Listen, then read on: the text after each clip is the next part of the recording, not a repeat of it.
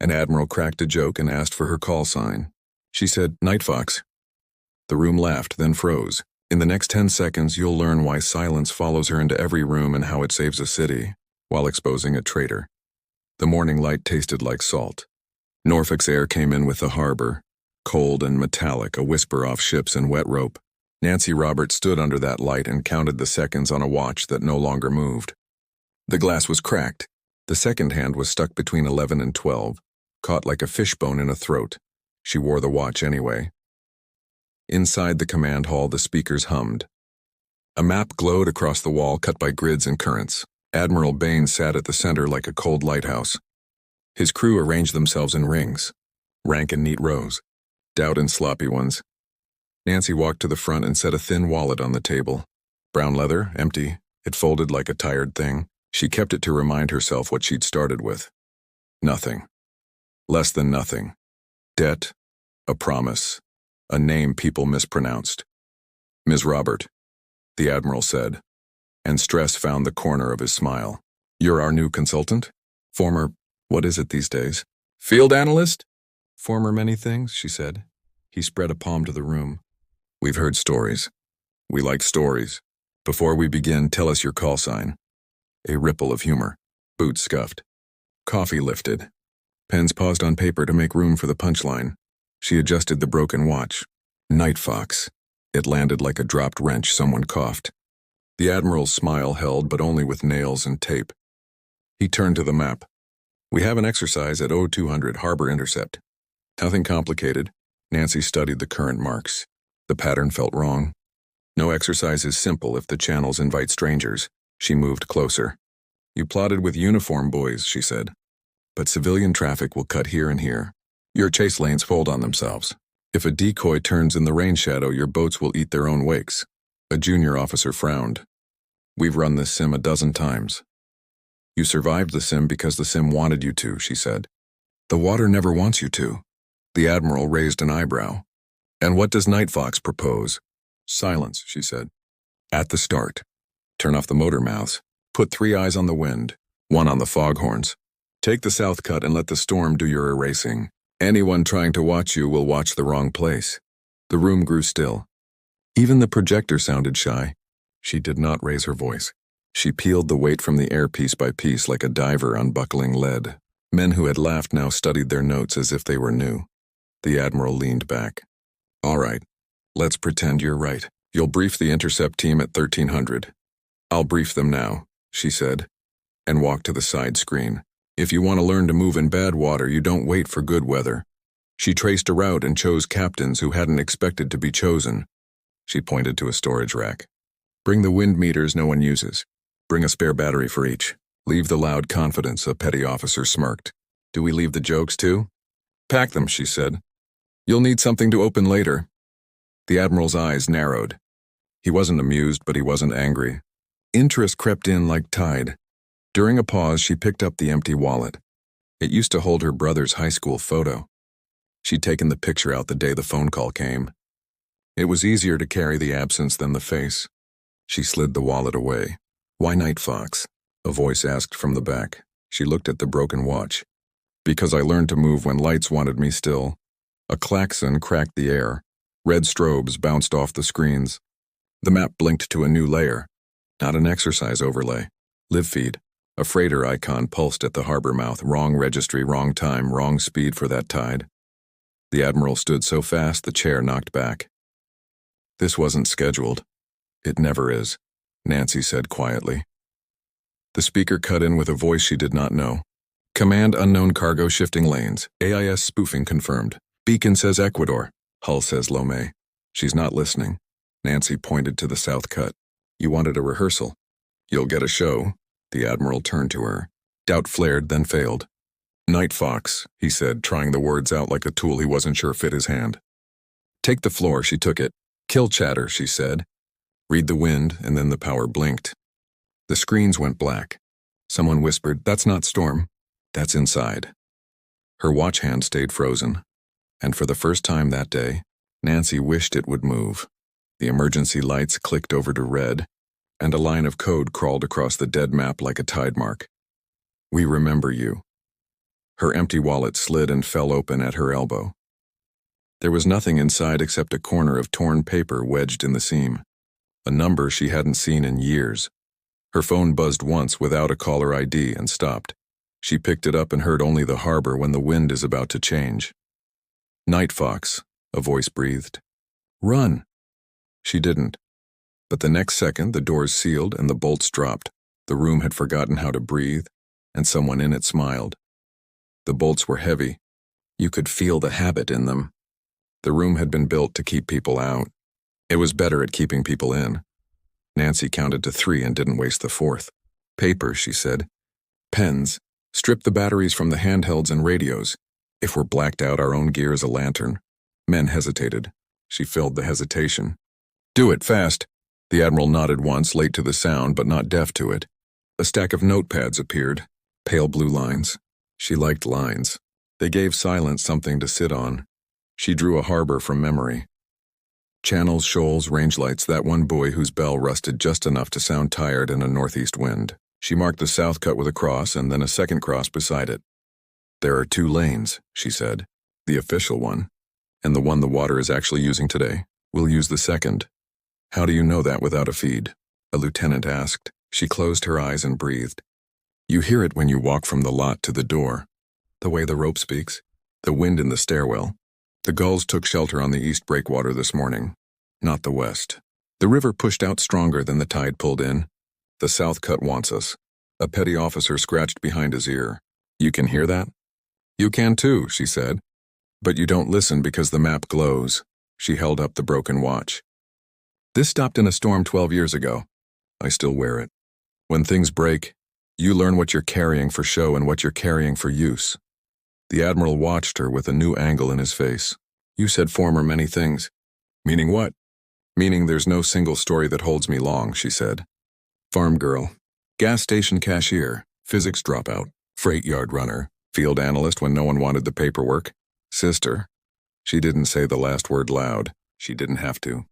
"Why Night Fox?" the lieutenant asked again, but softer, less hungry for a myth and more for a map of a person. She saw the road that named her, a coke plant long closed, a dust ribbon between cornfields, the kind of road that holds heat after sunset.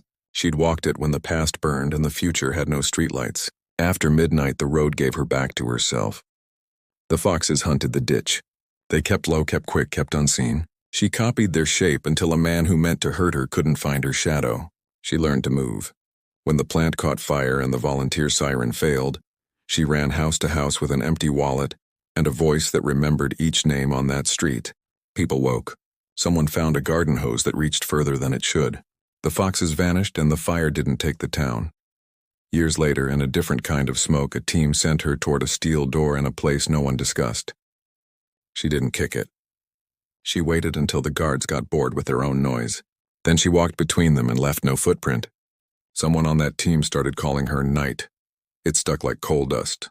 A captain added Fox on a long drive when the snow on the shoulder looked like fur. Back in the sealed room, the air felt dry and tired. She opened the empty wallet and took out the torn paper hidden in the seam. It had a phone number written in pencil, no name.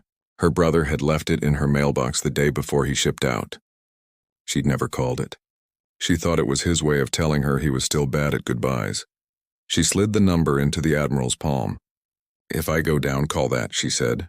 "Who answers?" He asked. "Someone who owes me nothing," she said. "Which is why they'll answer." A tapping started in the ceiling. Not the building. Not pipes. Code, the old kind, slow, patient. She turned her head and listened. It spelled a name she hadn't heard since the freight yard. Then it spelled a word she wished she didn't understand. Harbor. The projector flashed and died again. A battery backup tried, failed, tried. On the table, their dismantled radios looked like bones. Nancy folded the map and pressed it into the hands of a coxswain who looked 20 and tired. "Memorize. You're our south cut." He swallowed, nodded. The bolts lifted a fraction, enough to feel the weight shift. Not enough to open. Someone laughed. Quiet, a small dirty sound. Nancy didn't turn toward it. She let the laugh show her where not to look. The Admiral's phone vibrated once and went still. He didn't move to pick it up. "You said silence at the start," he murmured. This is the start, she said. The tapping in the ceiling stopped. The vents breathed in and did not breathe out. A slit in the door opened, no wider than a hand.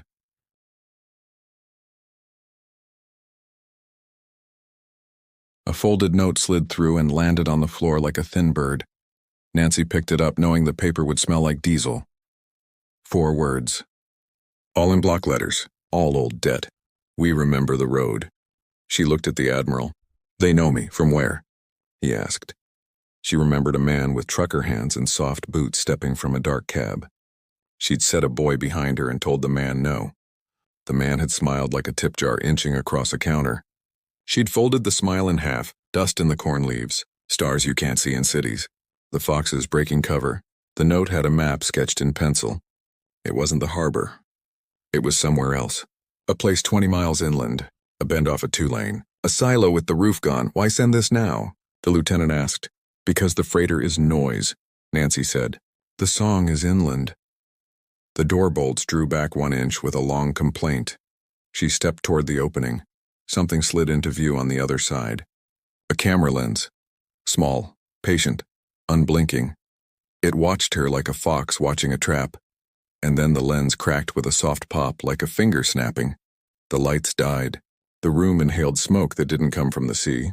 And the Admiral finally picked up his phone. Smoke finds the places you forget to clean. It poured from the vents and drew a line across the room at shoulder height. Eyes watered. Notes blurred. The Admiral cursed into his sleeve and made the sound small. Hallways on fire.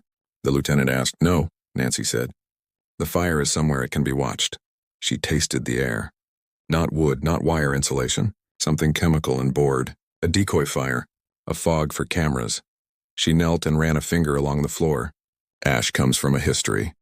This one was new. Young ash doesn't clump the same. We're not dying here, she said. We're being written into a story. The bolt shuddered once, twice. The door sighed and gave them 2 more inches. Just enough to believe. Get everyone under the smoke, the Admiral ordered. Then he handed Nancy his knife. If you need it. She slid it into her boot and felt the old habit return. Wait on the outside edge. He'll light. Toe honest. Her broken watch kissed the bone of her wrist. She wished it would tick, just once. Not to tell time, but to say yes. They started passing out wet cloths. Water bottles emptied. The empty wallet lay on the table, a dry mouth. Nancy folded the map to pocket size and gave it back to the coxswain. You leave first when we move. You don't wait for permission you won't hear. He nodded like he'd practiced it all his life and only now learned the name for it. The Admiral said, What do they want me to do? Look at the harbor, Nancy said. While they drive past the corn, she slid to the door and peered through the slot. The corridor was quiet. Too quiet. She looked up into the corner where a black dome held a camera that pretended to be asleep. The crack in the lens told a different story. Someone had done that without moving in front of it. She opened the slot wider with a spoon from the coffee station. Metal squealed like a seabird. A sound that says food in one language and mistake in another. On me, she said, and 8 people understood without argument. They slipped into the hallway. The smoke thinned. It had done its job and was losing interest. They moved for a stairwell that knew its exits. At the landing, Nancy stopped and touched the banister. A faint grit kissed her fingertips. Not construction dust. Road dust. It clings different. It smelled like long miles and unpaid tolls. Somebody had walked in from outside with dirt that doesn't live here. South Gate, she said. They cut left. The Admiral opened a badge-locked door with a code that made a pleasant sound and then a wrong one. Someone had set the wrongness to polite volume. Outside, the harbor stared back. Gray water. A freighter that wore the wrong name with confidence. A white tug nosed the bow like a dog nudging a calf. Beyond all that, the South Cut held its shadows. It was the right choice, and she hated being right because this wasn't the real game.